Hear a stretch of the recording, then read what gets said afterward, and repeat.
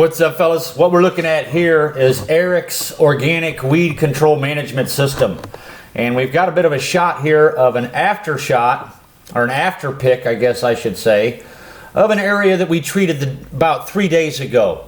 This is about 3 days in, and I'm showing you this because the work you've done is not apparent immediately after you've done the job. So let's take a look at what this looked like before we treated this area. Alright, so in this video we're going to be showing Erik how to fire this thing up. We're going to be taking a look at some before and after pics, and we're also going to do the last 10 foot of this little swath here. But this is what we had before, and this is what we came up with 3 days later. When you first get done with the treatment, your work is not observable, unfortunately. It's kind of hard to tell. You can see here kind of a before and after of that area. It definitely does some killing. We're going to be testing how long this area stays dead, but for the most part just wanted to show you guys some of the before and after pics that we wasn't able to see in the video last week.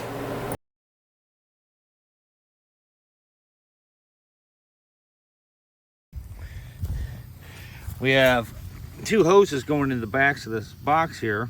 One of them is for the diesel fuel and the other is for water. You want to make sure you never run that tank dry, because if you get it red hot, it won't have its stainless steel properties anymore, and it'll rust out on you a lot faster.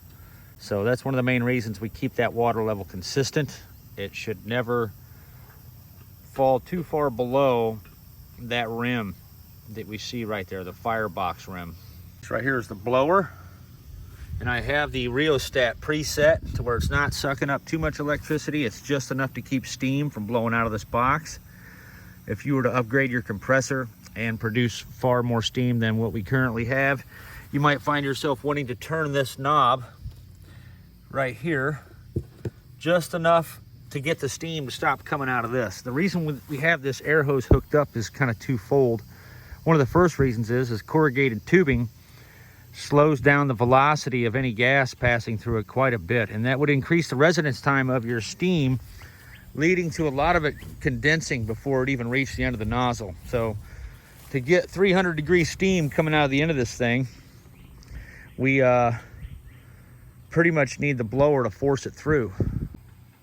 We can actually get 350 without it, but to get hotter and to get more of a volume of fluid coming out, it's just a good thing to have that air. The testing that I've done, having that air valve cracked to about right here is the best of both worlds. It superheats the steam and gets it to spray out of there a little bit. So when you want wet steam at a lower temperature, you would turn the air off.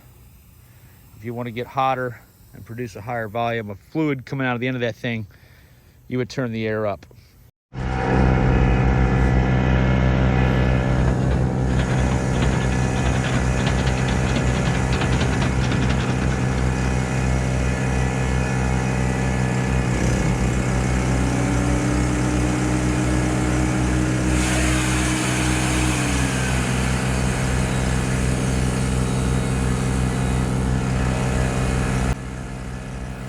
All right, so there's a couple of things to remember the first time you light this up. You're going to start off with low air every time you light it, but the first time you light it up, you're going to have some air bubbles in the fuel line. So it may go out on you if you're not ready for it. You see here, I've got it fired up. There is some air bubbles in there, but it's maintaining.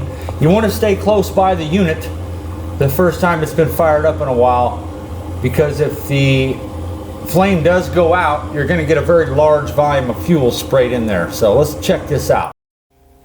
Alright, so this is the setting, about the typical area we would see these valves set. We're going to run this thing at full blast air all the time, and that's the flame you kind of want to see there. See how it's not really a big yellow fireball, because you don't want a bunch of black soot shooting out of the superheater here. But for the most part, that's a pretty good setting. That's about 180 kilowatts. See there how we got some smoke coming out of the top? I'm going to turn the fuel down just a bit till that smoke dies off. And that's how you guys can learn how to set this thing. We're going to be observing the conditions in the flue. But this right here is kind of what you want to see. A nice generous spray of fuel coming out of this thing. We have a fuel pump hooked up to this thing because when you hit bumps, a siphon will go out on you. So the fuel pump should solve any flame out problems you have from bumps, but this is kind of the way the flame should look. I know it looks a little lazier than it really is because of the camera frame rate. Now this right here is a test from the other day where I draw a square on the ground and I'm simply going to maintain the wand position with a residence time similar to that of spray painting an object. So I'm just kind of pretending that I'm painting a square, and then we're going to take a look at that and see what that kill rate does. This is that area that I hit, and it killed all the way down to the moss, man. The moss is dead. That's moss right there.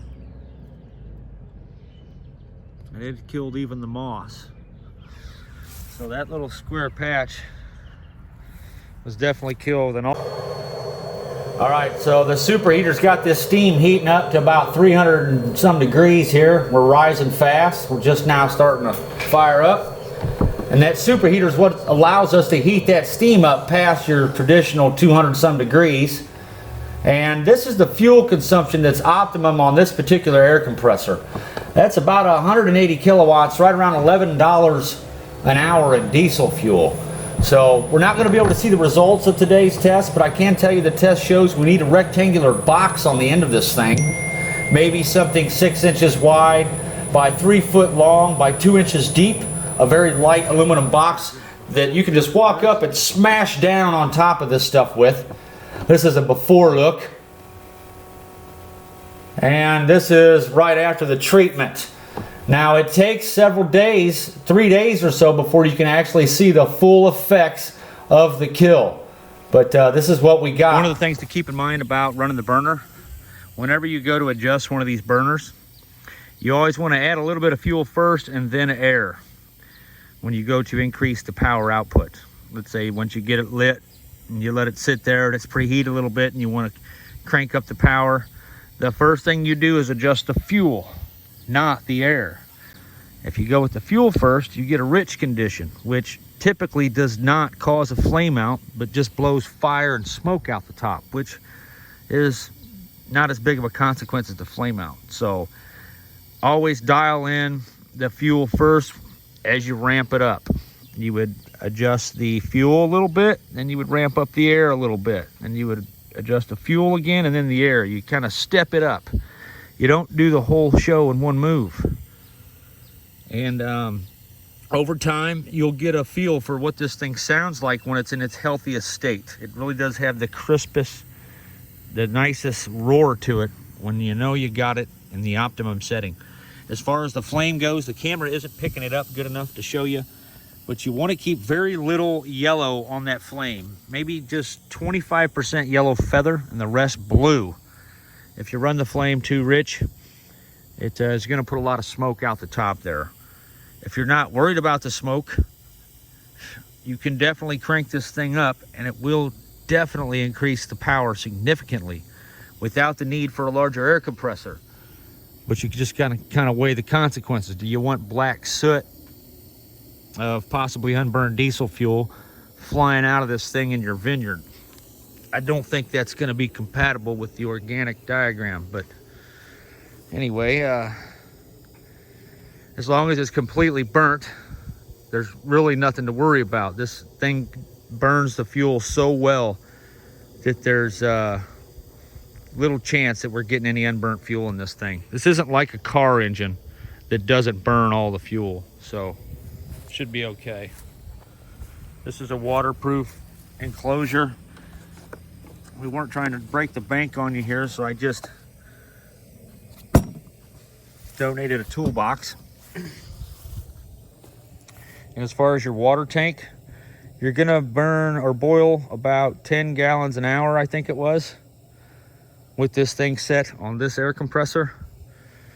And it's a lot more than that with the bigger air compressor. I think the highest I got it was around 1 liter a minute. Okay, so here's a quick shot of the burner out in the wild. This is a very old video right here. I made this for old Phil Moxley at M&M Mining. And what we got going on here is the silicon carbide burner. And when you go to shut this burner down, guys, you turn the fuel off first. Remember that, or you're going to spray a substantial amount of fuel out. I just wanted you guys to see what is actually inside of the machine that you've commissioned. This is about 500,000 BTUs right there, maybe a little more. This right here is a little less, but this is a very capable burner, and this thing should last forever if it doesn't get damaged by an impact or something. Most of it's encased in a shroud, so you should be all right, but that's what you got going on inside of this beast. Okay, you need to remain conscious of this ball valve, because if you get to hauling this thing around empty, or maybe even when it's got water in it, that thing's just going to get shook to death inside of there. That's the most durable one that I've seen. It's all stainless steel construction, the beefiest one I could find. So we want to be careful with it nonetheless. Taking it off for the journey is out of the question at this point. I think I'm just going to leave it, and I'm going to pack it in there with some packing.